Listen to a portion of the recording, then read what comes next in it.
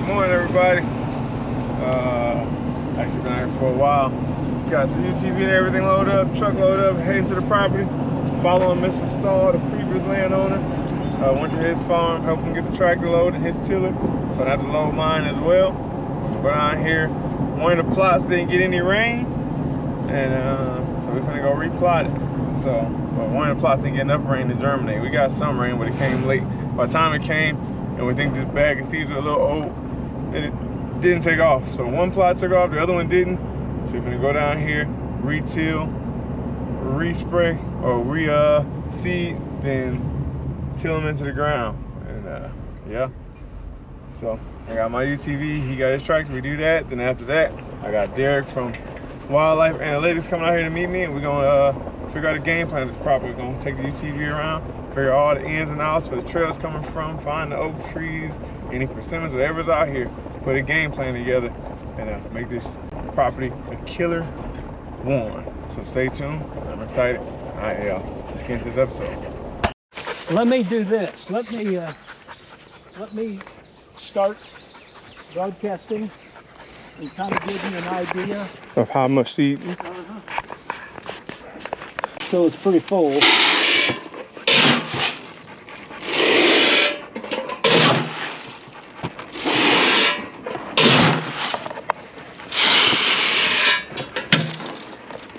Okay. Now, this is what opens it. Yeah, I got one. I got a different brand, okay, and it sucks. So I gotta get a nice one. But I kind of just walk along, and this thing lays across my belly, so it throws more to the right than it does the left. So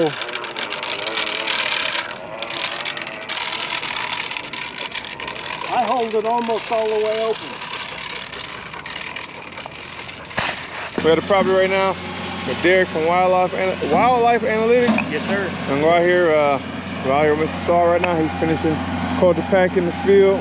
We went over probably 2 passes of seed. We got the beans down. See, we got the rain. Yes, it's kind of muddy. Got more rain coming tomorrow. So the soil's already wet. Right now we're getting that down. That's going to germinate, I think, pretty much immediately, since we're getting seed to soil contact. And with the rain, that's only going to help. The plot over there took over. You'll see on the drone footage we got of that. Pretty green, get the strips going. He was pretty dead, you can say. And we're getting it back done. Got Athena girl out here. She's just running around tired, getting her exercise. Then once we're done with this, me and Derek gonna take a ride with the side by side and get a layout of the land and figure out a game plan. So my thoughts, like I've mentioned to you guys before, I want to get like some bedding. Definitely want to get some bedding, some hinge cutting, you know, make it where you got the browse that's gonna come off the trees so they can nip on that as well. Then a good place where they can hide and they stay secure.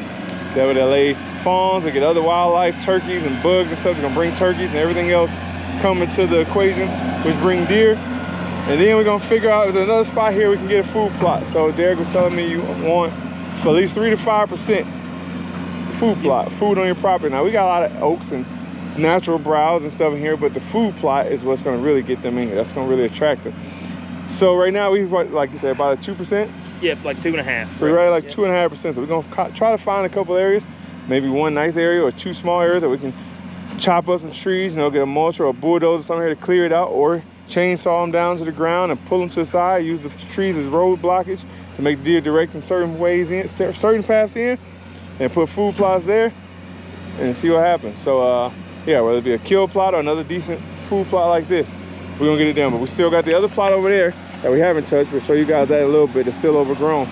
We're gonna plant in oats in August. So we got some work to do.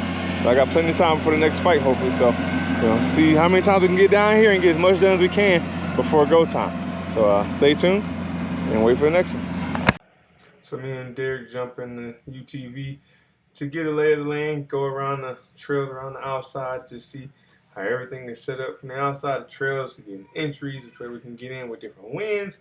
And just so happened they had a few big storms and a lot of trees had fallen. So we spend most of the time getting out with the chainsaws, using the winch, cutting and pulling and moving logs until we can get to a spot that we can start planting.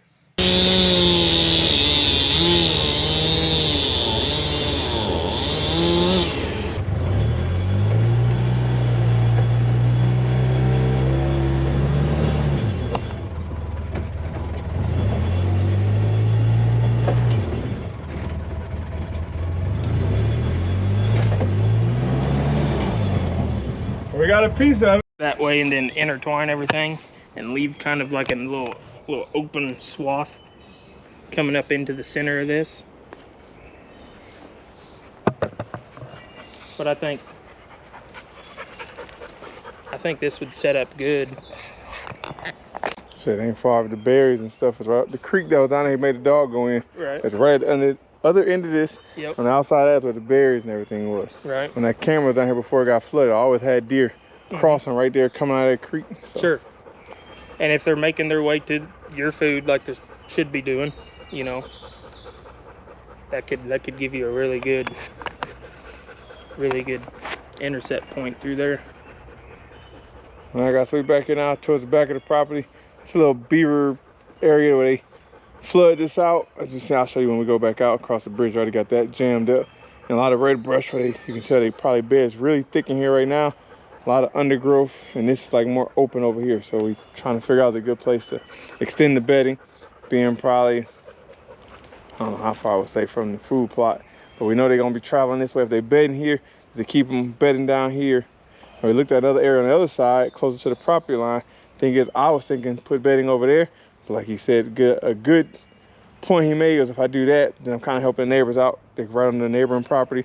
So if I was to shoot them, they're gonna run to the bedding. And if I end up jumping them, they're gonna go over to the neighboring property, which would cause problems for covering them. Or if I keep it over here, they're gonna bed here in this red stuff.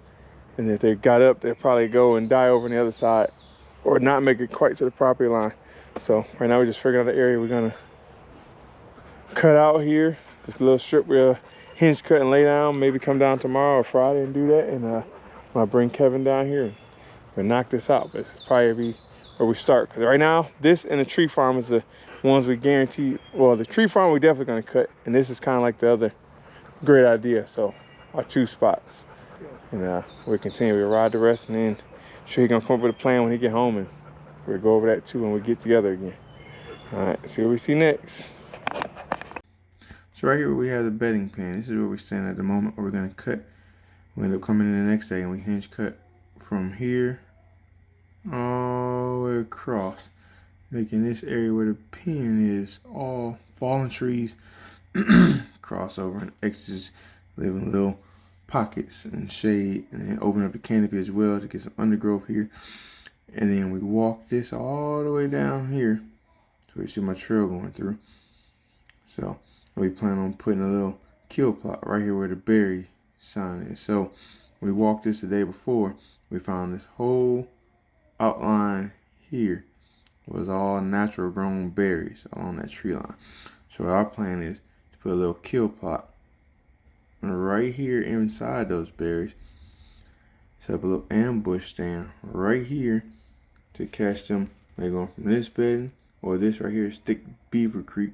They come up, follow the trail all the way over here to the berries, or stop and get a quick bite in the food plot, kill plot, hit the berries, and it's a perfect funnel. There's no way around. It's super thick. A little funnel right here, come right through the opening into the food plot. Ooh, today was a short day. Not really a short day, long day, but didn't get much covered, like taken care of or cut yet. We didn't cut anything but trees that's down the road. I got that. We definitely put the Polaris to the test, this bad boy. See where we pulled one cord out when we went over a log. I can see where it came out. Just gonna go down there and re-crimp it in. We got a game plan, so we're gonna either come down tomorrow or Friday, and we're gonna start hinge cutting. We got the plots done today with Mr. Stahl, so that was cool. We're gonna hinge cut, wait for the food plot to come. Go ahead, girl. Get the stands and everything in here. Then we're gonna move some other property. But so yeah, that's gonna be it for this episode. Make a short episode on this one. Day 1 of land management on 155. And yeah, see what we have to continue. As you see, I'm soaked. This shirt was once completely light gray, then it was super dark because I was so covered in sweat. Then we dried out in the UTV with the windows open. But I'm starting to sweat again. But yeah, I'm about to get back home. Stop and grab me like a sub sandwich or something. Get home, shower, relax, and go right to the gym, baby. Because that's what champions do. And that, guys, as always, thank you for this episode. Thank you for tuning to this episode. Don't forget, we got the hats for sale. We're right there at the 5,000 giveaway. We might be at 5,000 by the time this episode goes out. Thank you from Derek from Wildlife Analytics for coming out. got a sweet little deal. We'll see how this goes. If it's legit and everything works out like I hope it does, you know, I'll be tagging him and posting him and sharing his stuff to get him some business. Young cat, cool, hang out with, talk with. That's always fun to be able to spend a day with somebody, got common likes and things we can talk about and laugh and joke together. Yeah, man, we just appreciate you guys. Please continue to like, subscribe, comment, share, tell your friends about it, whatever we gotta do to grow this channel. Like I told him, you know, it's just something I want to do, so when fighting is over with, we got a good platform to build off of and keep growing, and I'm known as something else other than fighting. But yeah, guys, with that being said, time to hit this road, get home. Athena hot, I'm hot, get his AC and roll out. We got an hour drive home, so with that, I'm gonna sign as always. So love, peace, Afro Grease, peace.